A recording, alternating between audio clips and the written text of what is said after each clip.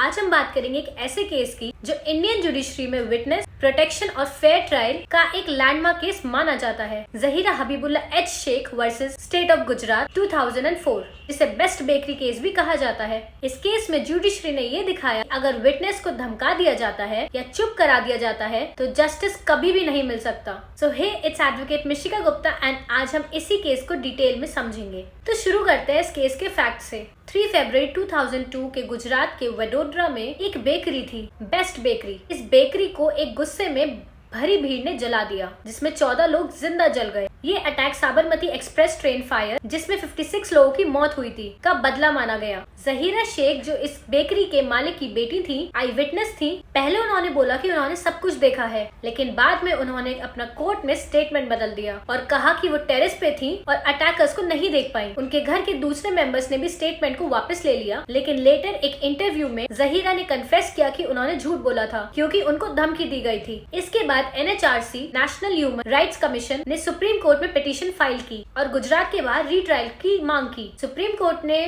Trial को गुजरात से Maharashtra shift कर दिया ताकि जस्टिस हो सके। अब यहाँ पर लीगल इशू क्या रेज हुआ? अब सवाल ये उठा है कि क्या एक विटनेस की स्टेटमेंट फेयर ट्रायल के लिए इम्पोर्टेंट है? अगर एक विटनेस धमकी या प्रेशर में आकर झूठ बोल दे तो पूरा केस डिस्टॉर्ट हो जाता है। इस केस में भी यही हुआ था। विटनेस ने अपनी पहली स्टेटमेंट से मुकर कर सच्चाई को छुपा दिया, जिस वजह से जस्टिस डिले हुआ। अब इस पर सुप्रीम कोर्ट की क्या ऑब्जर्वेशन थी, क्या डिसीजन आया? ऑनरेबल सुप्रीम कोर्ट ने अपने जजमेंट में कुछ इंपॉर्टेंट पॉइंट्स दिए जो फ्यूचर के लिए एक प्रेसिडेंट बन गया। फर्स्ट, विटनेस का रोल जस्टिस डिलीवर करने में सबसे इम्पोर्टेंट होता है। अगर विटनेस अपनी बात बदल दे तो केस का पूरा सिस्टम कोलैप्स हो जाता है। सेकेंड, अगर ट्रायल बायस्ड या अनफेयर लगे सुप्रीम कोर्ट उस केस को ट्रांसफर कर सकती है। थर्ड, गुजरात हाई कोर्ट की पुलिस की इन्वेस्टिगेशन गलत और डिसऑनेस्ट पाई गई। फोर्थ, फेयर ट्रायल एक फंडामेंटल राइट है और कोर्ट की ड्यूटी है कि वो इंश्योर करे कि कोई भी केस बायस्ड ना हो। फिफ्थ, विटनेस प्रोटेक्शन लॉ को स्ट्रॉन्ग बनाना चाहिए ताकि कोई भी विटनेस धमकियों की वजह से अपना स्टेटमेंट ना बदल दे। इस वजह से सुप्रीम कोर्ट ने ट्रायल को गुजरात से महाराष्ट्र में शिफ्ट किया ताकि केस इम्पार्शियल तरीके से सुना जा सके। और इससे हमें क्या कंक्लूजन मिलता है? ये केस इंडियन जुडिशरी में एक इम्पोर्टेंट माना जाता है जो विटनेस प्रोटेक्शन और फेयर ट्रायल की इम्पोर्टेंस दिखाता है। इस केस से हमें ये सीखने को मिलता है अगर विटनेस सेफ नहीं होंगे तो हमें जस्टिस नहीं मिलेगा। फेयर ट्रायल हर किसी का अधिकार है और अगर एक स्टेट में इम्पार्शियल ट्रायल नहीं हो सकता तो केस को दूसरी जगह शिफ्ट कर दिया जा सकता है। पुलिस इन्वेस्टिगेशन अगर बायस्ड हो तो कोर्ट उसे चैलेंज कर सकती है। कोर्ट का काम सिर्फ जजमेंट देना नहीं बल्कि इंश्योर करना भी है कि ट्रायल सही तरीके से हो रहा है या नहीं। सो आई होप आपको ये केस लॉ समझ आया हो और अगर ऐसे लीगल केस लॉज और देखना चाहते हैं तो इस चैनल को सब्सक्राइब करें। Thank you for watching.